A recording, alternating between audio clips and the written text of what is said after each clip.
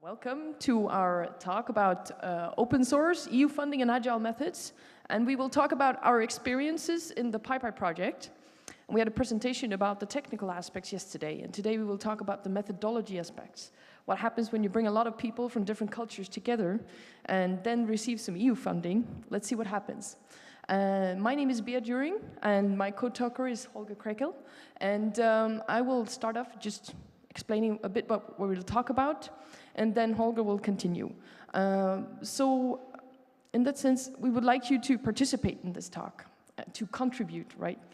So if you have any questions, please don't wait till the end, just interrupt us and we will answer your questions to the best of our abilities, right?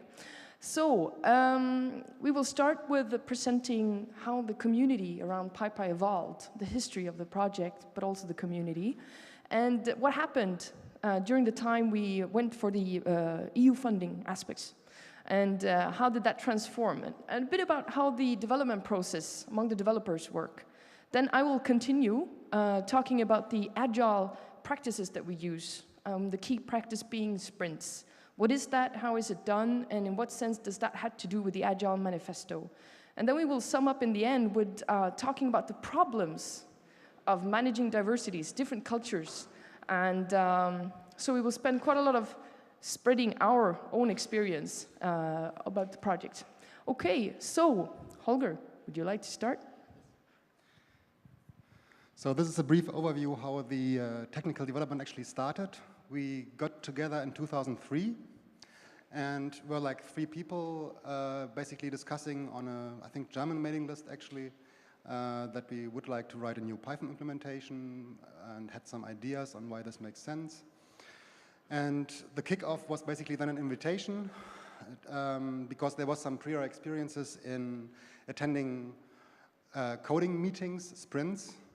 We get into this much more later. And that came from ZOAP 3. I had attended there a couple of sprints, and that's the new generation of ZOAP. Maybe some of you know that. It's a web application framework, and I found some aspects of the collaboration of how people work there very interesting. So I thought that it's a good idea to actually get together in this way, sit together for a week, and start a project. So we did this, and the participants actually got to know each other at conferences that they previously attended. So, yes, next slide. The key elements of our technical development, because we were all technical people at that point getting together, was test-driven development. We've, like, from the start said, okay, we want to have an evolving code base, want to have like small ideas, and incrementally, evolutionary, have small tested pieces that fit together, because there were positive experiences about this. And we also had all strong background in like Python culture, which is, there's something called the Zen of Python. If you are ever at the Python prompt, you can just say import this, and you get a few principles that apply there, which are differentiated from like Perl or so in some senses.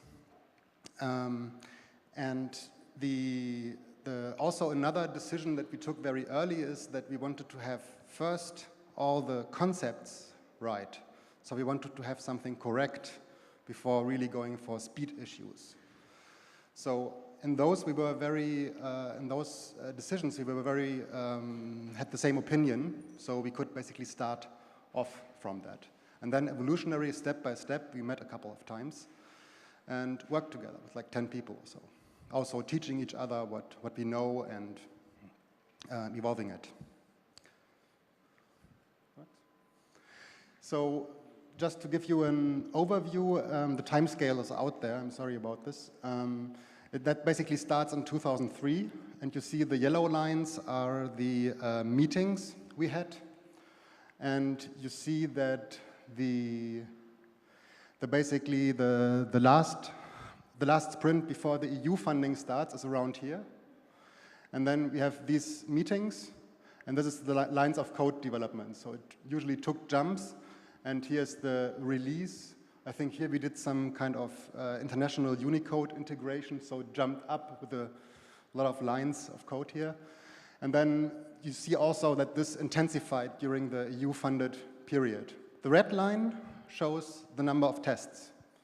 So it's at the moment it's something like 300,000 lines or something of tests and around 150,000 lines of source code for the Python implementation.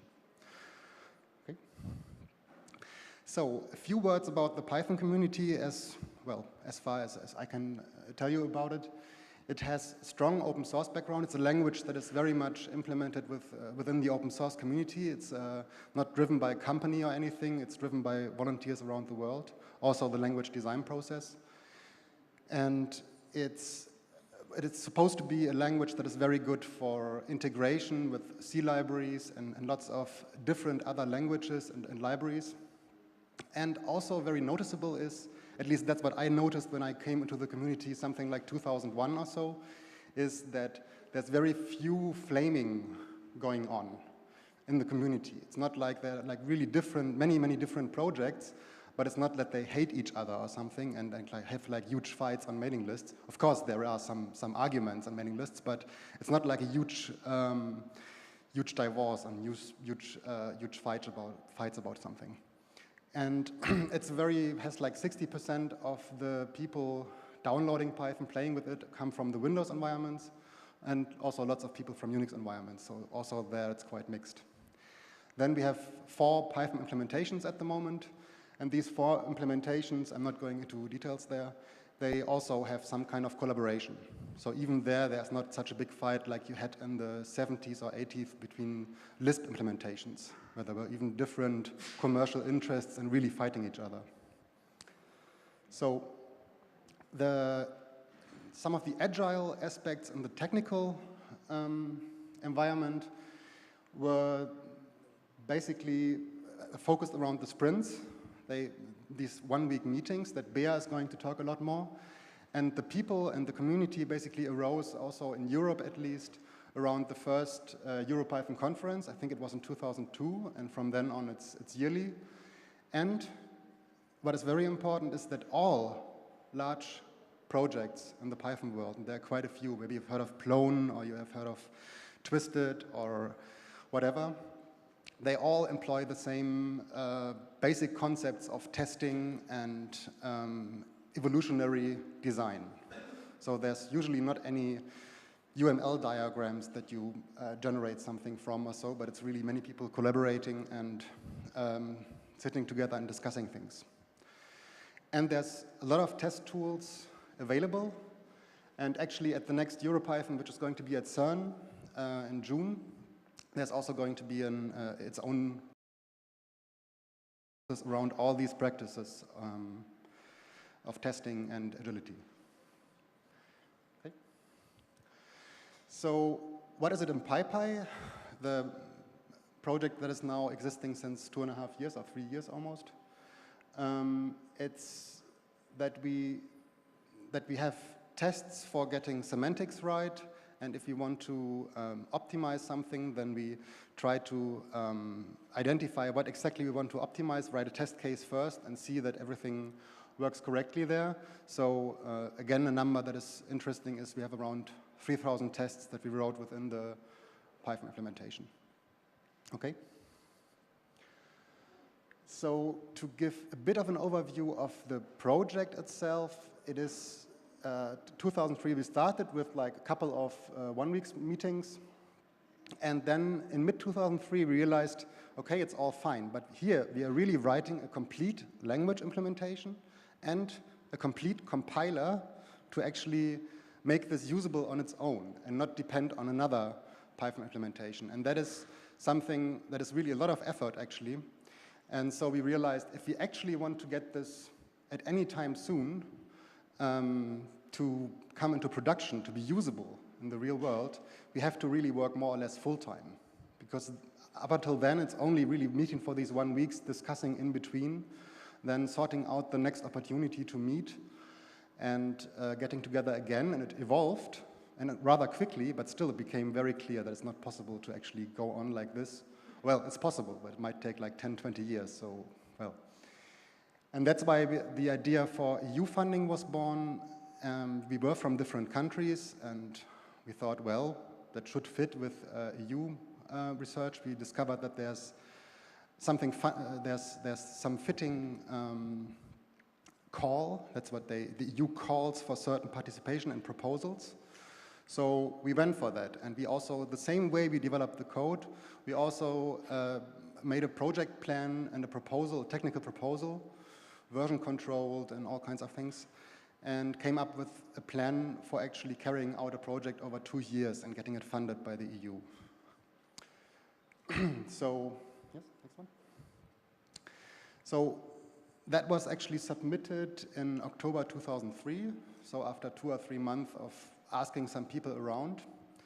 And then what the EU does, it has a completely independent panel of experts that are not employed by the EU. They're just contracted to review independently from the whole bureaucracy the technical proposals. And they give points for certain, like, do they fulfill the actual objectives and all? And there we passed. So once you have a proposal that gets accepted by the independent panel of reviewers, then you enter the negotiation phase, so-called, with the EU. And that is then something where you deal with all the forms and procedures of the EU. And that then basically, I think we got the acceptance note just before Christmas 2003, and then it took 1 year of negotiation and finalization of the actual contract. For various reasons, there was like lots of open questions, and then the project actually started at December 2004, so just about a year ago. And it's a 2-year project, and there's around 1.3 million euros of funding. The project budget is something like 2.3 millions, and we get into which companies are involved, universities are involved later. What we did during this phase for preparing the proposal is that we divided lots of different aspects of what we wanted to do in 14 work packages. And we also had some kind of basic organization where we built on what we actually had done before and done this more regularly and described this more in detail. And also part of the project is actually documenting this process, like how it works, how we actually do this. And I'd dare to say actually that this proposal work and the things we have to fulfill to the EU also helped us to actually, which is kind of unusual maybe in an open source project, especially in a like evolving one, to actually have a plan.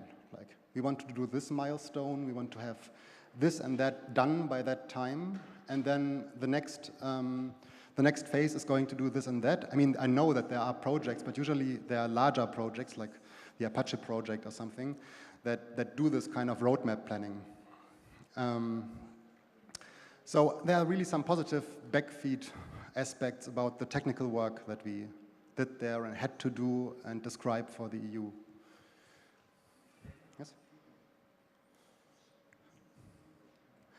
So when it comes to thinking about the various levels that were involved by that time, like in 2004, we have still the main force, which is the developers group that actually works.